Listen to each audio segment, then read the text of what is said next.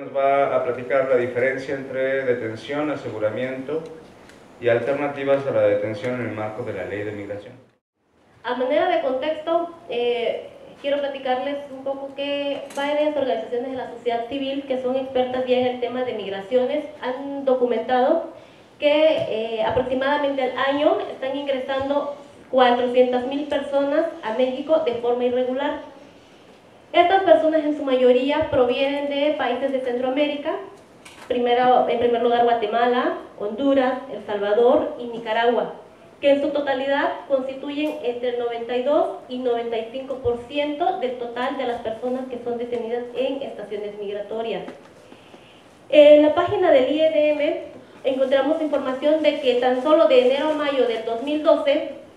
hay registrados 20.872 casos de detenciones solamente en el estado de Chiapas. En enero, 3.479, febrero, 3.989 personas, marzo, 4.440, abril, 4.405 y mayo, 4.559. En tan solo 5 meses, 20.872 en Chiapas. La siguiente, por favor. En la misma página encontramos lo que hasta hace un momento decíamos, que en su mayoría son provenientes de países de Centroamérica. En primer lugar tenemos Guatemala con 12.216 personas, le sigue Honduras con 3.939, El Salvador con 2.866, que son como las 3 nacionalidades que más predominan, de Cuba también 1.325, y las demás ya son en menor cantidad, de África, de Asia, Europa, 1, pero la mayoría es población centroamericana. Hemos podido ver que durante 5 meses tenemos 20.872 personas, bastante grande el número, y por su parte el Estado mexicano sigue aplicando esta práctica de la detención por el ingreso de forma irregular al país de personas extranjeras. La siguiente, por favor, dedito. En este cuadrito yo intento hacer como un comparativo, espero que poderlo explicar muy bien, entre el procedimiento en materia penal y un procedimiento administrativo migratorio. En el procedimiento en materia penal es el procedimiento mediante el cual se utiliza para personas que presumiblemente han cometido un acto delictivo, y por su parte con el procedimiento administrativo migratorio para quienes han infringido la ley migratoria. Es totalmente contrastante, porque por su parte, mientras que en materia penal para una persona que presumiblemente ha cometido un acto delictivo, el Ministerio Público no lo puede retener por más de 48 horas. Hay 2 excepciones en las cuales se puede duplicar este término, pero sería únicamente en casos de delincuencia organizada, y habla de una duplicidad del término, que estamos hablando de 96 horas, en total 4 días. Mientras que para un procedimiento administrativo, la misma ley migratoria dice que para que el Instituto Nacional de Migración pueda resolver la situación migratoria de una persona, tiene que hasta 15 días hábiles, esto es sin contar sábados y domingos, que hace un total de 3 semanas. Y por su parte también está como justificando que si en 15 días la autoridad migratoria no puede o no ha resuelto la situación migratoria, está como amparando de alguna manera mediante 5 supuestos del artículo 111 que puede prolongar la detención. Otra de las cosas, que mientras que en materia penal en 48 horas se puede determinar un auto de libertad o ponerse a disposición de un juez, en el procedimiento administrativo, desde el momento en que el extranjero es presentado ante la estación migratoria, inmediatamente son privados de su libertad. Es decir, es como un paso automático, eres presentado y de una vez te quedas ahí. No existe como este término para determinar si en ese plazo puedes ser presentado o tomar una decisión, ¿no? En materia penal, hablamos de que si estamos fuera del término de las 48 horas existe una detención arbitraria. Lo que les decía, aquí en la ley de migración existen 5 causas por las cuales se puede justificar que se prolongue la detención.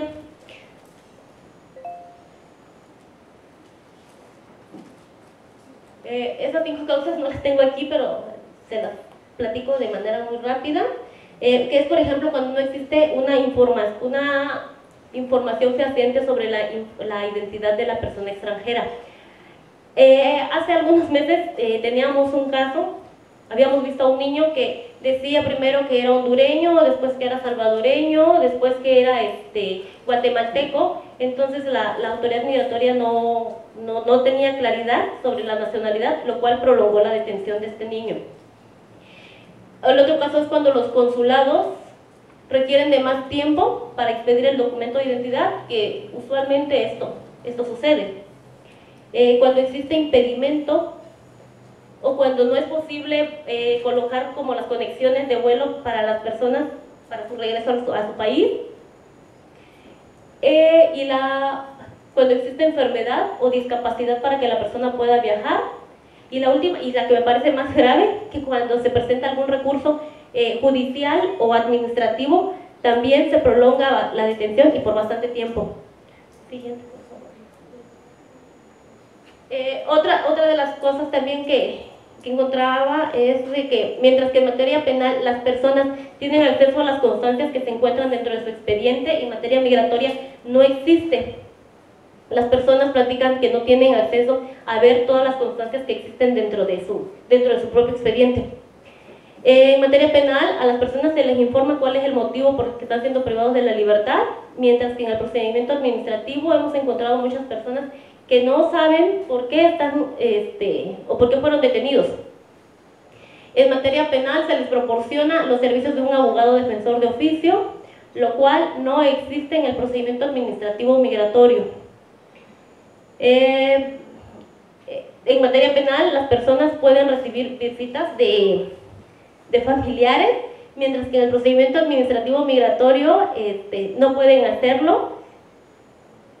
Ahí le escribía, mientras no coincidan los apellidos, porque lo que nos dicen las personas es que cuando llegan o los familiares a visitarlos, les preguntan desde la entrada los apellidos de las personas que quieren visitarlo, y si no coinciden los apellidos, le dicen, bueno, tú no eres primo o no eres hermano porque tus apellidos no coinciden con la persona a la que vas a visitar y no puedes entrar.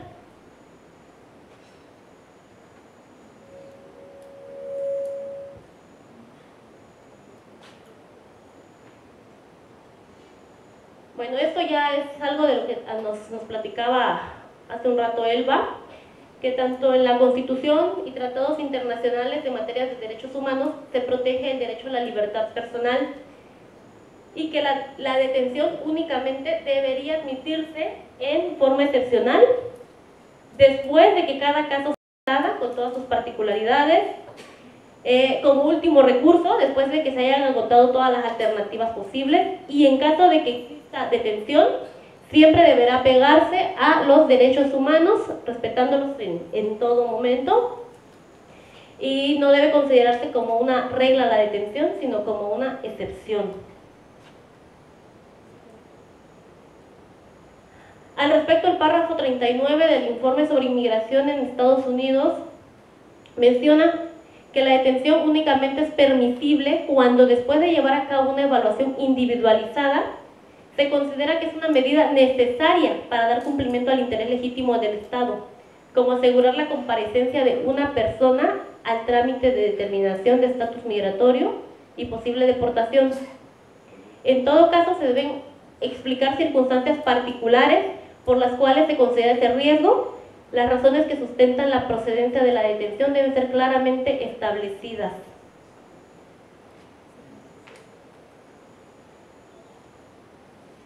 Existe alguna sentencia del 23 de noviembre del 2010, es el caso del señor Jesús Tranquilino Vélez Flor. Es un señor ecuatoriano que ingresa de forma irregular a Panamá,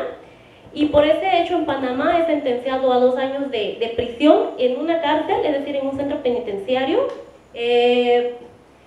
En la sentencia mencionan su párrafo 71 que la detención de personas por incumplimiento de las leyes migratorias nunca debe ser con fines punitivos. Así, las medidas privativas de libertad solo deben ser utilizadas cuando fuere necesario y proporcionado en el caso en concreto a los fines mencionados supra y únicamente durante el menor tiempo posible. Para ello es esencial que los estados dispongan de un catálogo de medidas alternativas que pueden resultar efectivas para la consecución de fines descritos. En consecuencia, serán arbitrarias las políticas migratorias, cuyo eje central es la detención obligatoria de los migrantes irregulares, sin que las autoridades competentes verifiquen en cada caso en particular y mediante una evaluación individualizada la posibilidad de utilizar medidas menos restrictivas que sean efectivas para alcanzar aquellos fines.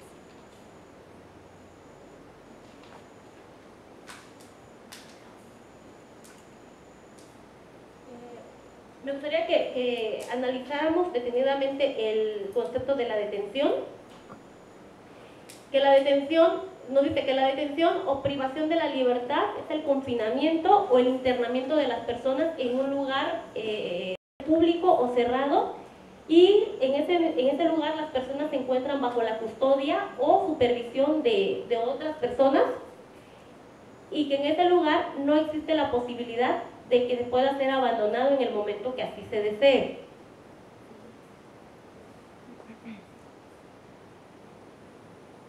Sin embargo, la ley de migración no lo toma como detención. La ley de migración ha utilizado el término de alojamiento. Y lo curioso es que la misma ley de migración en ninguna de sus partes define qué es el alojamiento, sino en el cuerpo del texto supone que el alojamiento es el internamiento en estaciones migratorias, custodia o supervisión por parte del INM, no se puede abandonar en el momento que las personas lo deseen, es ordenada por autoridad migratoria, es el resultado de una infracción administrativa,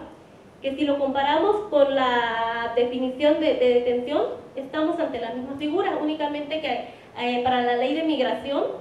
es el término alojamiento, pero es exactamente lo mismo que es una detención, solamente que están utilizando otro término a fin de confundir.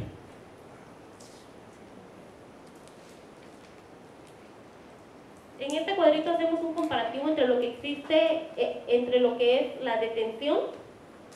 y un alojamiento. Me refiero a un alojamiento en un albergue a puertas abiertas. Mientras en un cerezo o en la estación migratoria no existe salida voluntaria por parte de las personas, existen albergues a puertas abiertas en donde la gente puede entrar y salir en el momento que lo desee. En la estación migratoria o en el cerezo existe custodia por parte de los agentes de seguridad, por los del INM, por la Policía Federal. En un albergue no existe custodia de personas alojadas. En el cerezo, las personas o en la estación migratoria no tienen contacto con el exterior, en el albergue sí pueden entrar y salir. En la estación migratoria hay revisión constante y falta de acceso a las pertenencias, en los albergues no lo hay. En un centro de detención existen medidas de corrección, mientras que en un alojamiento no existen estas medidas de corrección.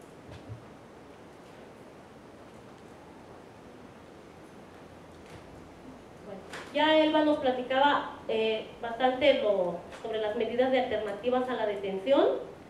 y por nuestra parte hemos encontrado como los beneficios con las medidas alternativas a la detención. Entre estas mencionamos las que ya también había mencionado Elba, que es la libertad de movimiento de las personas mientras se resuelve su situación migratoria, reducen la detención ilegal y los litigios, reducen hacinamiento y detención prolongada,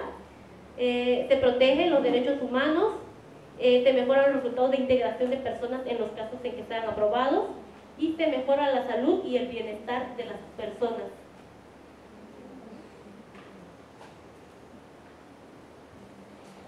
La ley de migración únicamente establece como una libertad, como una medida alternativa a la detención, una libertad provisional o custodia, que señala en su artículo 101, y el artículo 102, que nos dice que después de que la persona sea presentada ante el INM y hasta antes de que se resuelva su situación migratoria, puede ser entregada en custodia a una persona moral o a una en materia de derechos humanos que se dediquen a la protección de derechos humanos o a la representación diplomática de su país.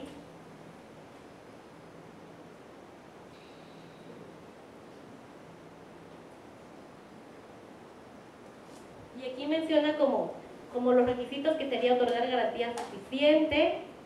establecer un domicilio en el que va a permanecer, donde no se puede ausentar de ese domicilio. Sin embargo, estos artículos del 101 y el 102 que señalan la custodia o la libertad provisional no son aplicables hasta ahorita, porque todavía no está en vigencia el reglamento, que es quien determinará los criterios más claros para poder llevar a cabo esta figura de la custodia.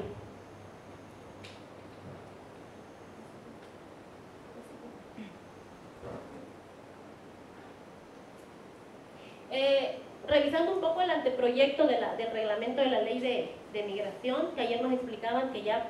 muy pronto vamos a tener el reglamento, nos encontramos con lo siguiente, que pues, yo los considero como más obstáculos todavía, porque nos dice que para que el INM pueda entregar en custodia a una persona extranjera debe considerar varios supuestos, como es el que exista un impedimento legal para que pueda resolver la situación migratoria de la persona, que el extranjero no cuente con una alerta migratoria, que no haya infringido la ley en más de una ocasión, observar buena conducta y que no esté sujeto a proceso penal o haber sido condenado por delito grave. Y por otra parte,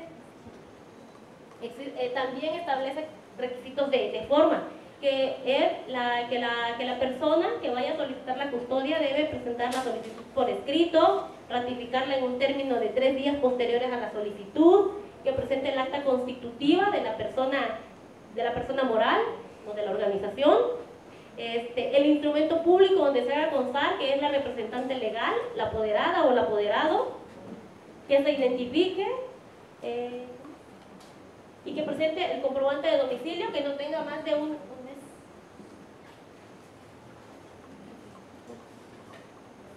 Y el comprobante de domicilio que no tenga más de 30 días de que haya sido expedido. Entonces, ante todos estos obstáculos, yo no la consideraría esta alternativa como algo que sea alcanzable, como una medida asequible para las personas extranjeras, y por eso concluyo diciendo que la detención sigue siendo la regla y no la excepción. Es todo.